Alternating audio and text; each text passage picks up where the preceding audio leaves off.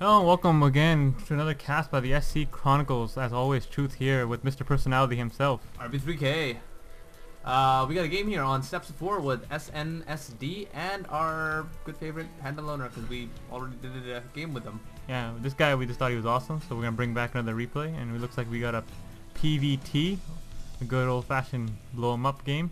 No little creatures gonna be exploding and bleeding everywhere.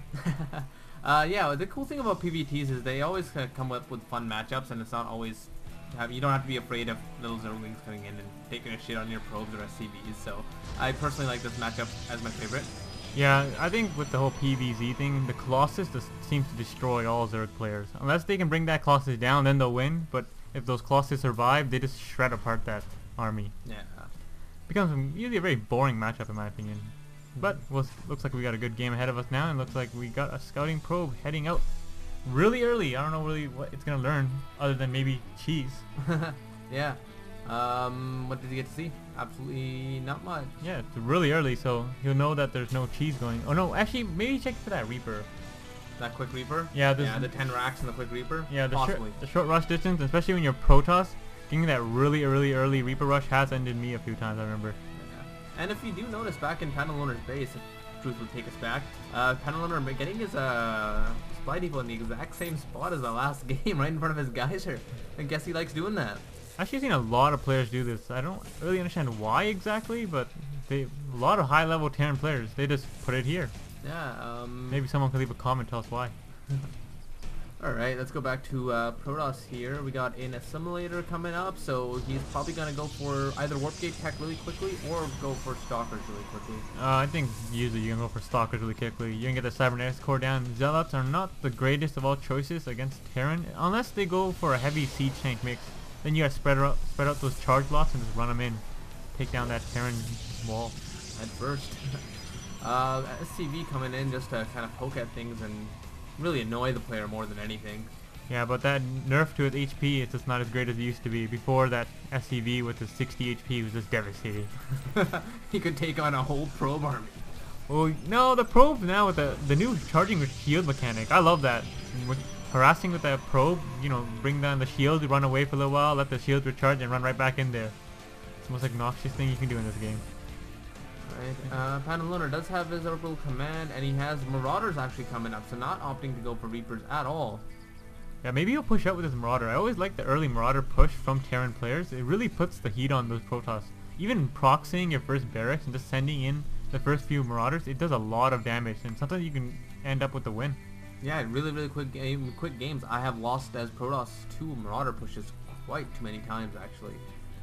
Yeah, it looks like we should have a Stalker coming out, so this should be a nice push actually. A Zealot with a a Marine and a Marauder will do pretty well against one Stalker. One and only Stalker. If anything, SNSD should try and get some more units out and start chrono boosting them out.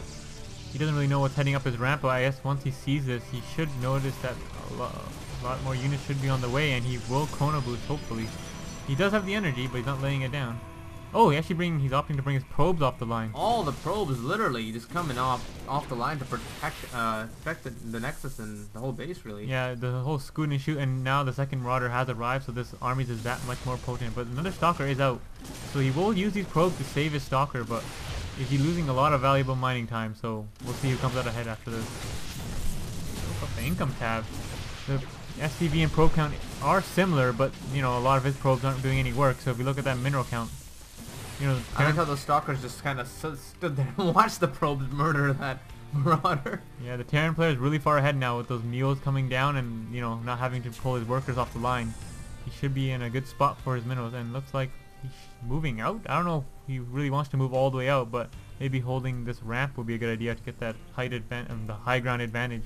And grab his expo, but it looks like he's moving out with only 3 Stalkers. This is not a good play at all, SNSD. What are you doing? Move them away right now. He does lose one to the Marauder fire, and he will run back home with his tail between his legs. That's depressing to watch. Alright, so SNSD on his heels once again. There goes the probe. Once again, 4 Stalkers in base, and just Marauders and Marines being pumped out right directly to the Protoss player's base, there doesn't seem to be anything that the Protoss player can do other than just pump a lot of units and sit on the defensive. Yeah, but you know, the Terran player is ahead. I don't know if he should be this aggressive right now. He might want to, like, you know, just sit with his advantage a bit, not get too carried away. You know, over aggressive play will, you know, and cost you the game eventually. He actually does want to hold this ramp. If you keep these stalkers down here to get a few shots before they run up, but he is opting to keep them more further back. I don't know if that's the greatest idea. Oh, let's see what we got here. We got stems, packs, researching. We do have a turret down. Look at that turret. Random. I don't know What are you doing, PanDaLoner? You've seen his base somewhat. You know there's no air tech coming. What's going on? Well, you know, you can always hide air tech. It's a pretty big map. Never know. But even then, this is in a really weird spot. Maybe if it thinks a DT rush. Yeah. You know, we all watched that Day 9 versus Tasteless game where Tasteless held off Day 9 until he got those DTs out, and that pretty much cost him the game. Alright, Terran going for weapons and combat shields. And weapons level 1, combat shield, and we do have a Mortal pumping out for our red Protoss player. The Mortal is helpful against Marauders, but I've always found this matchup to be pretty difficult when you're the Protoss player. I always chose Stormers over the Mortals. This seems that Marauders can bunch together closer and get more shots off, and even though the Mortal does have the hardened shield to bring down that 20 damage to 10, it just doesn't seem worth it to me.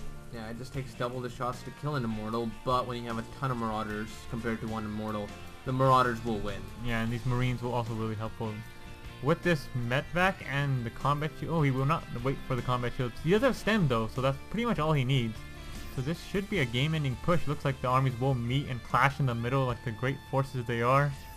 Let's see what happens here. Looks like our Protoss player is choosing to run away to your ledge, or at least the high ground, so you get free shots off, but he looks like he is gonna lose way too many troops before he gets up there. Those units are stemmed. They're chasing him down. They're on a hunt. He really should let half this troop run up here, get that sentry, put a force field down, split them, there we go, split them and shoot down whatever you can, and now take the free shot. Oh wait, that medvac does give a fight. I forgot completely about that. So yeah, the Terran player right now is actually in awesome position with a really hefty force just coming up the ramp. Yeah, I really don't know what the Protoss player can do right now. There's a lot of forces coming here besides stalling the inevitable. With sentries, basically he's going to lose this game the way it looks right now. Another Mortal has joined the army, and it looks like we will have the game-ending push right here. He does bring all these units up the ramp and is pushing in. And that Immortal goes down. One Stalker left. There is nothing SNSD can do. Wow. SNSD just leaves. Yeah, PanDaLoner, great Terran player, shows us how it's done. Infantry versus the Protoss player right here. Yeah, so far it just seems the only way you can beat PanDaLoner is by dropping Immortals in his mineral line, not having them on your front lines. Yeah, that last game we watched with PanDaLoner really sitting on his back heel, he kind of, you know, was out of his element, it looks like. I think he really favors the aggressive play, even though I haven't really watched many of his replays, but looks like he's more suited for that aggressive play, and, you know, nice infantry push right here. A very nice game. Anyways, guys, this has been another replay. Follow us on Twitter at the SC Chronicles, and also we got a brand new Facebook page, so go check that out also. We need a ending saying. Yeah, we'll work on that eventually, but I hope you guys enjoyed this game, and we're out of here. Peace.